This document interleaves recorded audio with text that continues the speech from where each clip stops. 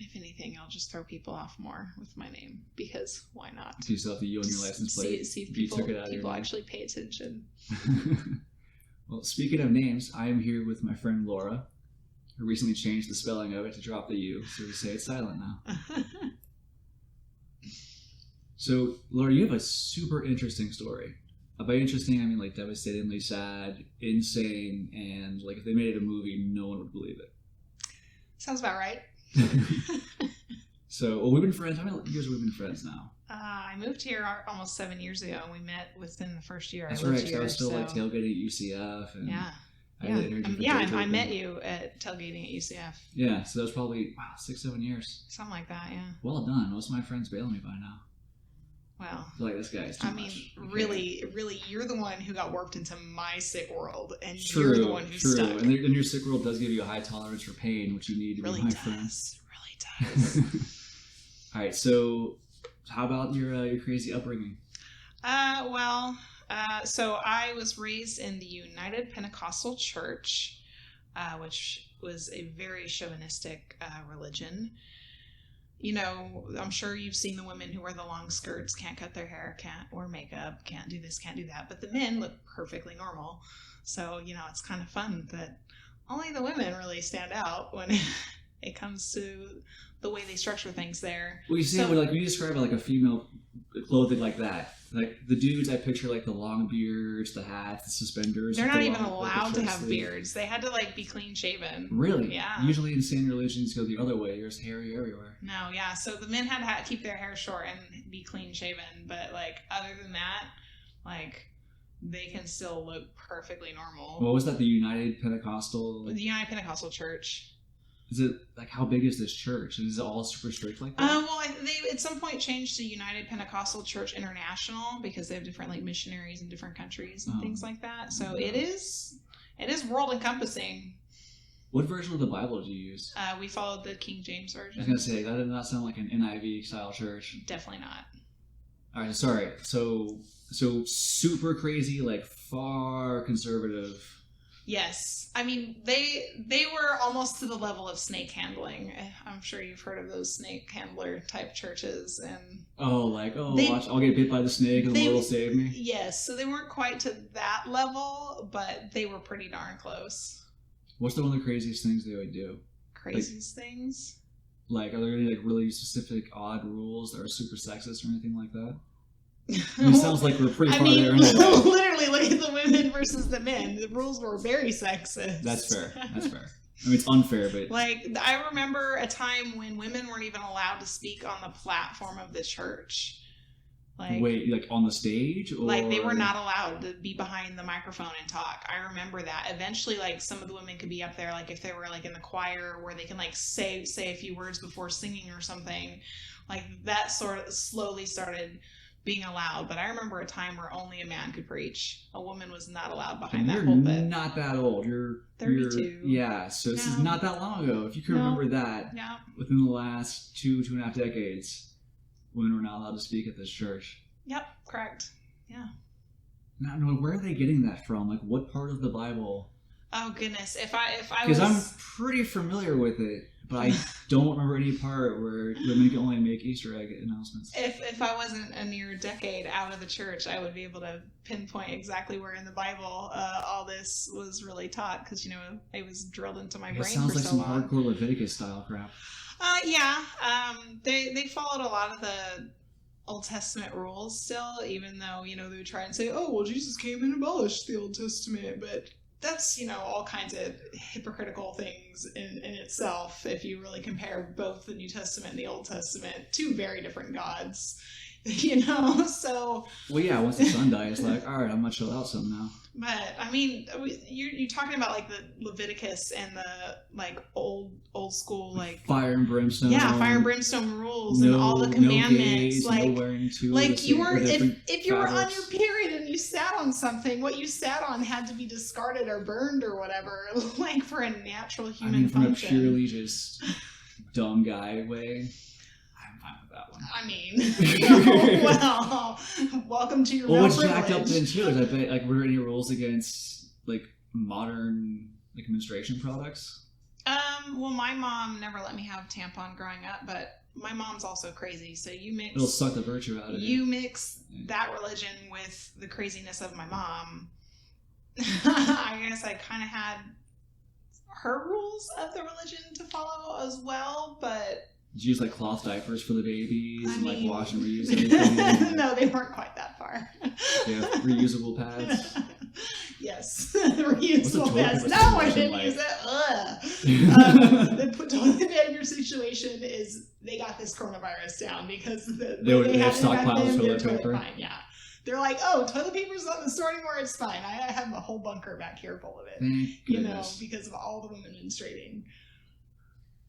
So anyway, so it's a pretty strict, crazy style church. Yeah. And your parents was really like, were your parents involved in it? Like, did they hold like positions? They didn't, but they did like a lot of side stuff. Like for a while, my parents ran like the nursery for like the revivals, as they would call it, like the guest speakers that would come into our church. My parents like would run the nursery on the side, or which then that wound up kind of becoming a regular thing. So all the young mothers could leave their kids with my parents and like a couple other helpers, and then everybody could just enjoy the church service. So they did stuff like that, like off to the side, that they were involved or whatever, maybe taught Sunday school classes, but nothing as far as the... They weren't going door to door or... Oh, no, they did that. They did that too. Did they? Yeah, and they held Bible studies. Like, my dad's now, apparently, according to the grapevine... a little closer to your face. According to, my family through the grapevine, I've heard that now they're trying to start their own church, so... Oh, that's right. You told me that. Yeah. That's right. Yeah. Oh, that was the day my dad Carlos and I found your mom on Instagram. Yes. She only follows the Lord, but we follow her. Yeah, so. So this door to door, did they ever take you going door to door? I went too. Yep, I did door to door stuff. I was involved with everything. I was a super good little church girl. Oh, big time drinking the Kool-Aid. I was so brainwashed. Like, who I am now is not even close to who I was back then, because I've always been a logical thinker, and I've always like questioned things growing up in that church. But, they would give me some sort of rebuttal, or be like, I need to read my Bible more, or they would try and take a scripture and somehow twist it to their narrative. Like, so I just kept, falling back into it, and drinking that Kool-Aid up really good, because I just wanted to please everybody, and I especially wanted to please my parents, and it was impossible to hold up to the crazy standards of this church. So what was schooling like? Did you go to public school? I did. So that's a big difference. Like, you have real exposure to how most of the world works. Yeah, but... Were you the crazy religious kid? But I was the crazy religious kid, and... Did you, have friends, or is it just other churchgoers who tolerated each other? I was... there wasn't very many people in my high school that actually went to my church. It was me. I had another girl. We were friends, but we weren't in the same friend circle, so we didn't necessarily hang out all the time. We were just... We had a lot of acquaintances, more or less. But yeah, I was always the crazy church girl, for sure. Also, I was... the straight A student, so Nerd. I was the nerdy, crazy church girl. There's a lot going against you there. So you got the nerd thing going on. You got the crazy cult thing. Yeah, and I was overweight in high school. That was my heaviest I ever was. Oh, I was such an ugly duckling. I was about to make a mean joke, but... Oh no, fire it away. You still are. Oh, like, that no, really wasn't that bad of a burn. The end of that would have been way worse. Yeah, I'm not going to say that's what we usually say.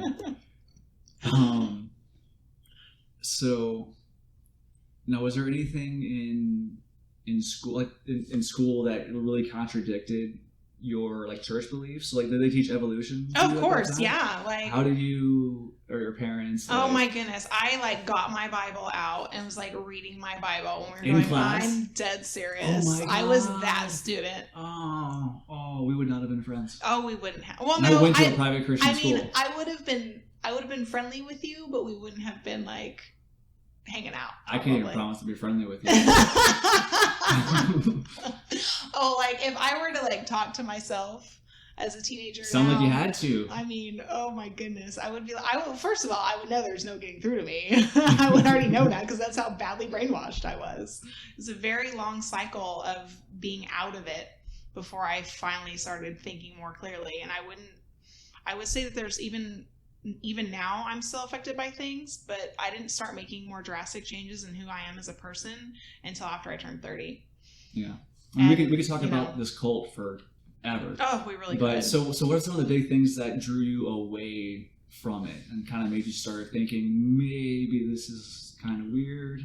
Well, so, as the good church girl I was, I kind of followed the model that they more or less taught you, which was, you get married in the church and you get married young, and, you stay a virgin until you're married. And I felt like I had to marry this guy because we just fooled around a little bit. We didn't have sex or anything. It was just some touching, but. Well, now you can't get to heaven. Oh, I know. So I thought I was harlot. I thought I was the biggest sinner in the world, and I had to marry this guy. Oh yeah. So I did. We were only together for 6 months before we got married. And they say romance is dead. Ugh, goodness. It was such a beautiful love story. Oh, and that's how they all started. I mean, really, with the Bible. So in the beginning. Yeah, yes. But yeah, so he apparently was cheating on me even when we were dating, and I had no idea. I busted him on ashleymadison.com. So I presented the facts and all the evidence I found, and he kicked me out of our apartment, and then my whole church shunned me. Because, you should do whatever your husband wants. And why was I not being a good enough wife to the point where he was running out on me? And it was your fault. It was all my fault. Yeah. Full on victim blaming. It was my fault. So that's kind of where I started coming out of it, is I was looking at them. I'm like, you're supposed to be here for me as my church, to lift me up and be there as a family and support. Right. And I got none of that. This is what happens when you don't read the New Testament. When you miss out on all the cool Jesus stuff.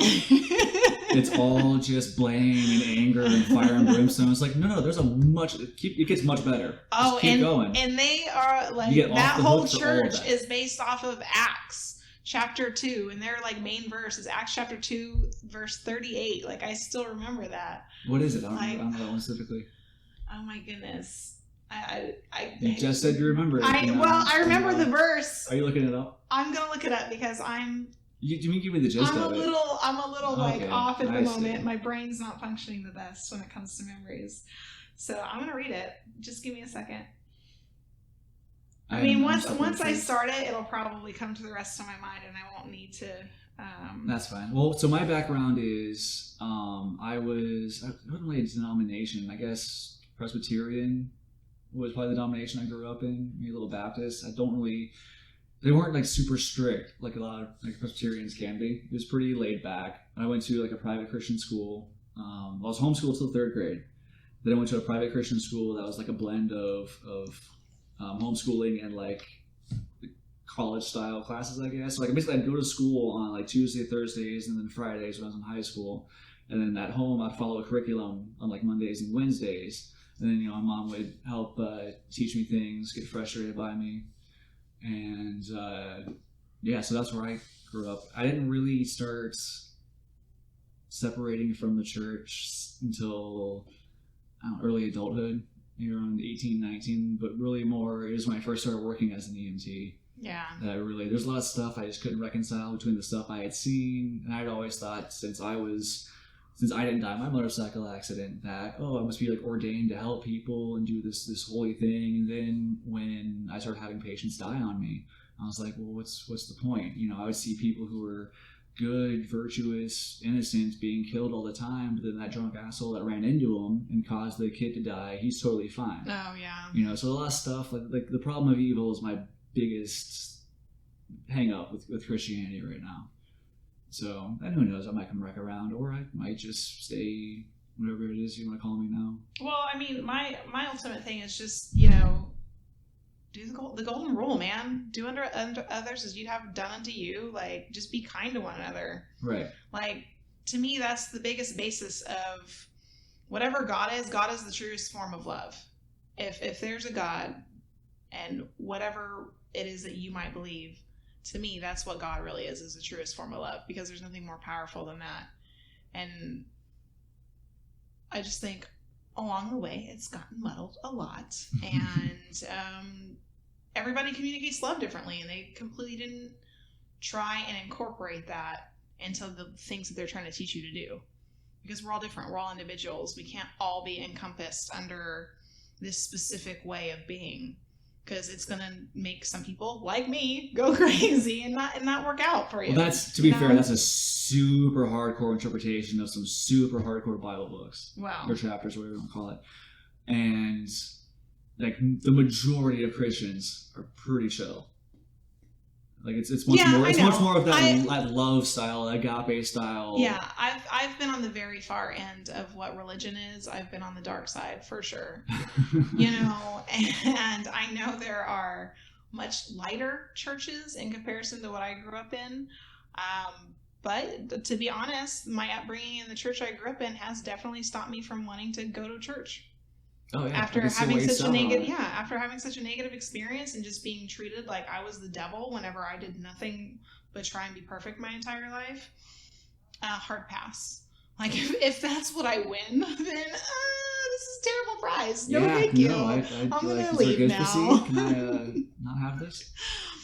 That's terrible. So the church basically just kicked you out. It wasn't even so much you left it. You were like, you didn't have much of a choice. They didn't kick me out. Like excommunication?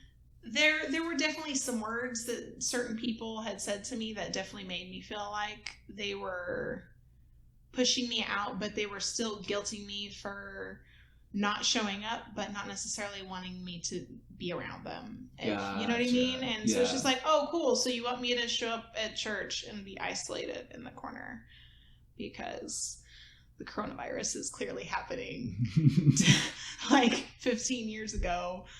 Was there like a separate it has section? Not been that long since like a my separate first section season, for like abused women that tried to speak up. You guys all just sitting like shame corner by yourselves, exactly. trying to be treated like normal humans. Exactly. Yeah, that's what selfish. It was. It's really what it was. How dare I? How dare I? So what happens next? So after you're kind of soft excommunicated from the church, where do you go? So there were some people from my church that I grew up in that kind of started their own church, and that felt better to me. Because they felt more like a family, and they weren't gonna sit there and nail you to the cross for any tiny little thing you did. So I started being involved with them, and we were trying to build up this church. And not long after that, I left California. So then I just no wonder it's so nice. It was all California. I forgot. I got completely away from everybody.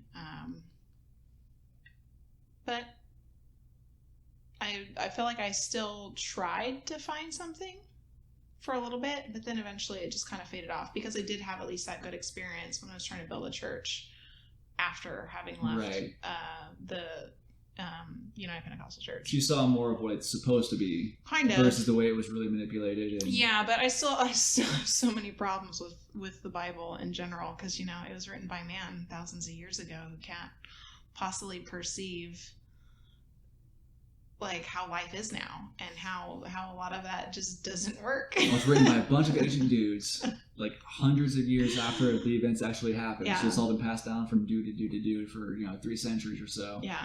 And then there's writing it down. Then it's being translated from like 2 to 3 different dead languages that don't translate well anyway. Yeah. And then you've got the New King James Version, where King James picked and chose which ones he wanted to keep. Yeah. He's like, oh, we'll keep some of these, get rid of those ones. Just so much. It's very clearly unreliable source material. I agree. Man has had his hands in it. At least too unreliable to take as literally as a lot of churches do. Yeah. At this point, I would be like, okay, well, this is probably the gist of what they were saying, so let's find good ways to interpret this. Well, also, it's all biased. It's written by men. It's going to be from their perspective, and they're still going to put their own 2 cents into it. It's not all like I was raised and I was taught. The entire Bible was literally God speaking through man the entire time. Well, even if it was God speaking through man, it's still going to filter through his brain, which is going to put some bias into it before it hits that paper or stone, whatever he was carving it onto back then, So I have a huge problem with that, and that's partly why I stopped stopped going to churches because a lot of that was just putting too much toxicity into my life and my relationships, based on the mindset I was still very brainwashed by growing up. So I just am trying to purge all of that out of me and just still follow, the golden rule. So what brought you over to Florida? Better cost of living, for sure. You said you left California. Where'd you go after? So I went to Savannah, Georgia first. I was there for 6 months. Okay. This is cool.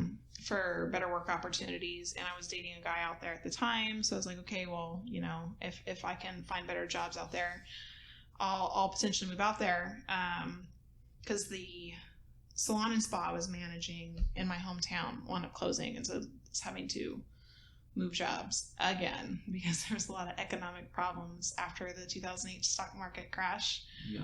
And I was a young adult trying to figure out life then, so going to school still and whatnot. That was fun. So yeah, I just wanted to have better opportunities, so I left.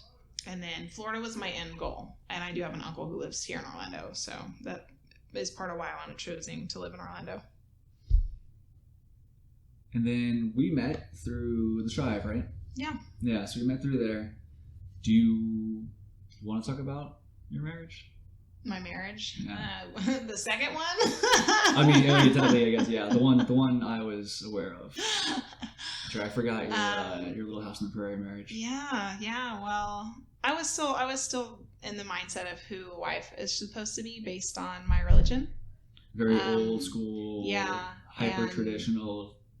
I was still definitely there when I met Silas. And the dude's definitely a narcissist.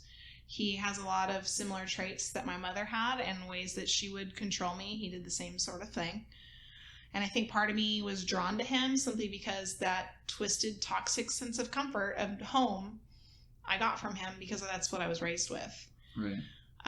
So, yeah, I went into a bad marriage and I started to have a lot of issues because I was being put in a box, and you can't put me in a box. I'm very much independent and need my space and want to explore and go out and have fun. And it was always what he wanted to do all the time. And he didn't like it if I would go and do my own thing. Or if I did and he wasn't invited, he'd throw a fit.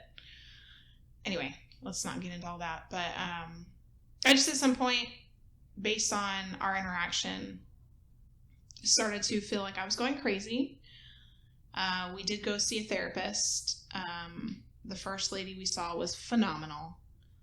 She called out all these issues that were going on, and I finally felt justified instead of feeling like I was the crazy one, because I had reason to feel how I was. But a lot of this all stems back to my upbringing in that church. That's where it all comes from. That's the reason why my mind got to be in that state, to allow that kind of control. So I just, didn't allow the control anymore. And obviously we're no longer together. So it sounds like you've really come a long way from where you started. Oh, for sure. For sure. Because we didn't start getting tight until recently. But we know each other for a long time, like we said. Oh yeah, always acquaintance wise. Yeah. You were one of the cool people at the I wouldn't Chive even say things. friends. I would go as far as friends. Yeah, because I would, anytime we went to a Chive event, and I saw you, I'd always remember you being really cool and funny, and I'd always want to make sure I said hi and talk to you. Yeah. You were one of the few people that I felt like I could go and talk to. You do have a good aura of openness about that, because it's obvious you do want to help others. You know what I mean? It's my crystals. My pocket's full of crystals. Yeah. I can give you some more to add. The crystal burgers. I put the hamburgers in my pockets, and it gives me good luck. And, there's just one right down the street. We're so close. That's where I stopped on the way I here. figured. Yeah, that's why I was that smelling aura that. is just the smell of grease. I was smelling it already. And soggy buns. I should have known. Have you had White Castle? No, I have never had a White Castle. We've had Crystal, so you've had White Castle. Because everyone always would. Because we don't have. I don't think we have any White Castles in Florida. Maybe in the Panhandle. Oh, I don't know. We didn't have any where I'm from either. So. But the first time I went to one, everyone was just raving about how good White Castle is, and I go and I'm like, oh, it's Crystal. I only ever heard of it because of the movie. Same. Like, Yeah, otherwise, so I had no idea what White Castle yeah, I had some was. friends from like New Jersey and around there that were crazy about it, and I'm like, I don't get it. Same with In-N-Out. I don't think it's good. In-N-Out used to be better. It's Gone downhill. I remember having it as a child and thinking it was really good, and then getting, even in like my teenage years, still thinking it was really good. But as I became a young adult, the patties just got smaller, and it just, I don't know, it just wasn't as good anymore. Yeah, I'm not a fan. I don't get the hype. Yeah. Whataburger is good. I do, like, as far as the fast food burger chains go, I like Whataburger. Yeah. Yeah, I didn't grow up around that either, so I don't think I've ever... We've rabbit trailed hard. We really did. I mean, all those fast food joints. None of which I can eat at anymore, so why we're talking about them, what happened was you're giving me compliments, and I get really uncomfortable about that, so I deflected with jokes. Yeah, and then it's terrible. Well, humor is an amazing coping mechanism. It really is. It really is. It's the one I use for everything. Like, anytime the situation gets uncomfortable and I see something stupid around me that I know I'm gonna have to handle, I just let out my like all right, cool, like, you gotta laugh it off. I mean, your life is already so absurd up to this really point is. anyway. It's like, oh, this is nothing. This fits. This of course. nothing. This like, is I me. can handle this. Well, like, I think it's such a humor. Everyone I know that's been through anything really bad, and especially the first responder community, veterans, we've all got really dark senses of humor. And I remember when I was in EMT school, before I had any exposure to any of this, like, something that my instructor talked about was gallows humor, and how important it was to be able to have a sense of humor about stuff that's a coping mechanism. Yeah. So it's always something that's probably why we get along. We're both really jacked up, and we just say terrible things, don't judge each other, and we're like, okay, right. she's cool. Yeah, right. I got a dark sense of humor, Yeah. like...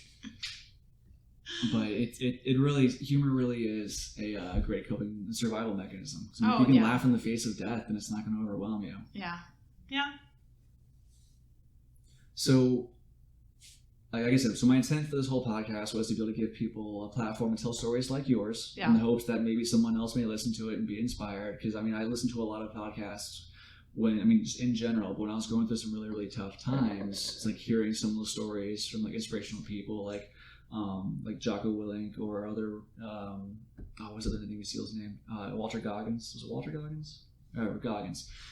These other people who did some really, really inspirational things, I listened to that and be like, okay, well, I can keep going for another day. I can do 24 hours of this or whatever it may be. So given that context, so what advice would you give to young women who are struggling with any kind of controlling force in their life, whether it be a church, an abusive partner, whatever it may be? How would you, what kept you going through all of that?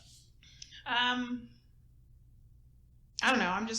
I've always been a really strong-willed person, and I, like you, want to help others as well. And so I just would always keep in mind that there are people out there suffering through far worse than what I've been through.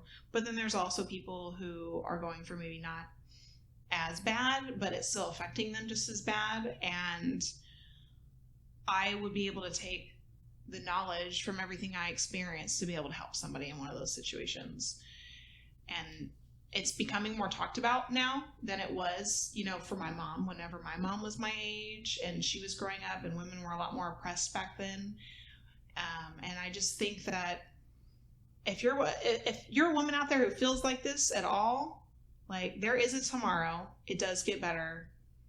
All this is just building blocks for you to become a strong, fierce woman. And it's made me that way. Like, I wouldn't take a single one of those crazy experiences back, because I am strong because of it. You're kind of a badass, yeah. Every now and then. I mean, a little bit. Just, I don't want to give you too much credit. credit. Just a skosh. A skosh. I haven't heard that in a while. Is that a West Coast thing? Um, It sounds like a West Coast thing. I feel like I was saying it back there, possibly. Yeah. Ugh. Well, I'm a skosh over that. So were there any resources that you used? Like, are there any hotlines or anything else like that? Any state or county funded assistance or resources you used at all during all of this? Or was it all just a very, get down and do it yourself?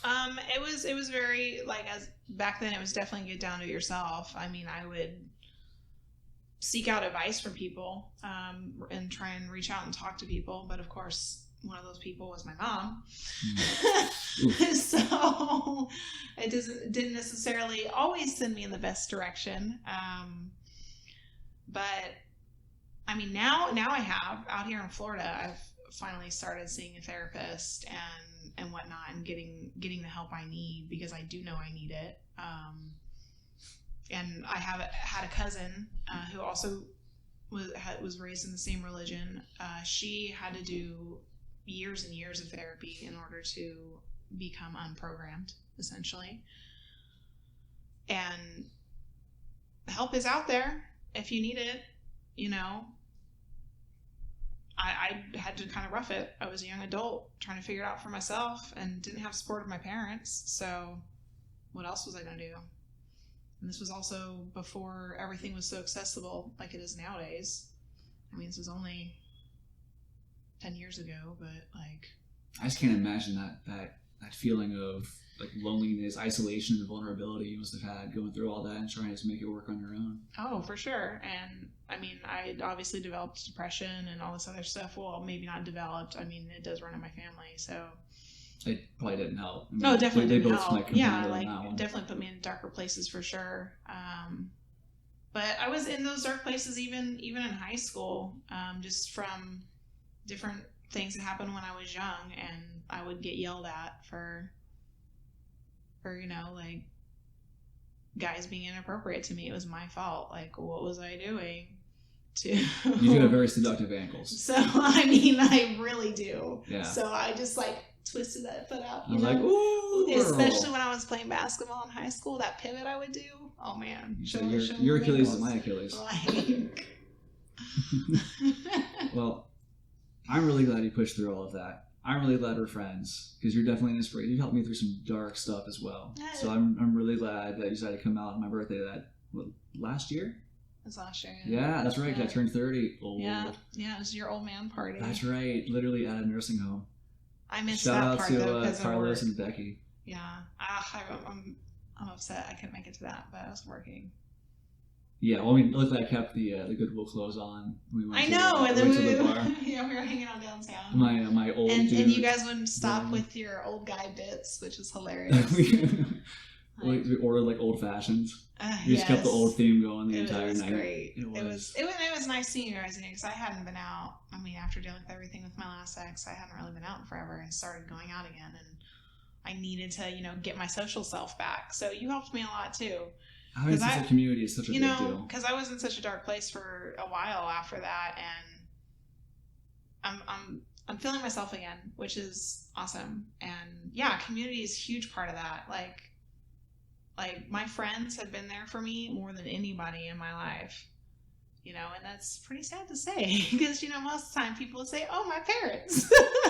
I don't actually hear that nearly as much as I thought I would. Like, really? Fortunately for me, I can totally say that. My parents are amazing. I've heard a lot of my friends say it though. So. Yeah. Okay. But I feel like maybe the story for a lot of people that I hear it from are obviously not as Kool-Aid drinking level as your family was. They're not starting their own cults or anything, but it definitely a lot of absenteeism and a lot of divorces, a lot of this tough, strange stuff. Yeah. But I mean, divorce by itself isn't a bad thing. I feel like I would rather have two parents who are apart but happy than together and miserable. Oh, absolutely. Because that toxicity is going to flow to the kid. I see a lot of people come from like marriages like that who are a little on, I don't want to say the psychotic side because that's rude, but you know what I mean. They're a little more mentally unstable. Yeah, for sure. My parents are an example of people who should have gotten divorced. Right. They're they were not good together. I don't want to say mentally unstable. They don't have a good example of what a healthy relationship should be. Yeah. So they tend to be attracted to ones that were dysfunctional or not a good fit, like the parents may have been. Yeah, I mean, I did that, so. Yeah, definitely didn't break that chain. Nope. Well, you are now, though, and I'm really proud of you for that. Well, thanks. So that was, where are we at, like 35 minutes? So is there anything else you want to share? I mean, thank you so much for what you have already. I don't want to seem like believe me, trying to juice you. We could sit here and talk about a lot of different things. So I think for now this is a good base. Okay, and we could do it again some other time because it's my podcast. I can do what I want. No one's paying for this. I have no sponsors. And I probably won't ever have any, so I can just do what I want. Hey, well, always keep that spirit though, because that's the voice that needs. Oh to no, be I'm gonna heard. sell out immediately. Like as soon as anybody offers me money to so then we're advertise, not going to be friends anymore. they is will what you're straight saying. up just be Okay. like, all right, cool. All right. "Hey, do you have erectile dysfunction with this product? It works for me." Yeah, I'll sell it real quick. Well, don't sell out, because then your and my friendship will probably also sell out. Fair enough. Stay genuine. So, on that note, if you want to advertise, call me now.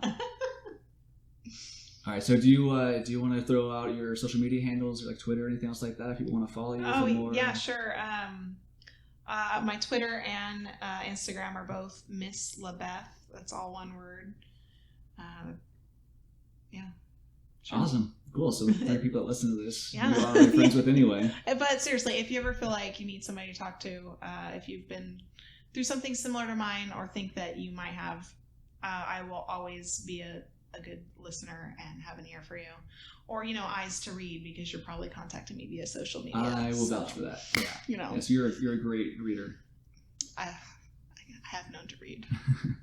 So another resource you can use if you're in a bad situation, the Florida Domestic Violence Hotline is 1-800-500-1119. Again, the Florida Domestic Violence Hotline is 1-800-500-1119. So as you just heard, you're never alone with this kind of thing. So there's resources out there. There are people who have unfortunately been through it too, but don't ever think you're alone in these situations. Because that feeling of isolation will just compound the feelings of worthlessness you have, and just having a community, people have been through together, they understand where you're at, can absolutely save a life. So thank you very much, everyone, for listening. Like I said, you can subscribe to the podcast on Spotify now. Just search Tyndall's Razor, and the Google Play and the Apple iTunes app. And all those are pending. I mean, this thing's less than a week old, so it takes a minute for them to go through it. But hopefully, I'll be in those stores soon. If not, you can always subscribe manually. My RSS feed is on the Buzzsprout page that you'll be going to if you click this. So thank you all so much. If you want to follow me on Twitter, it's @TheTyndall. And I'll see you next time. Bye.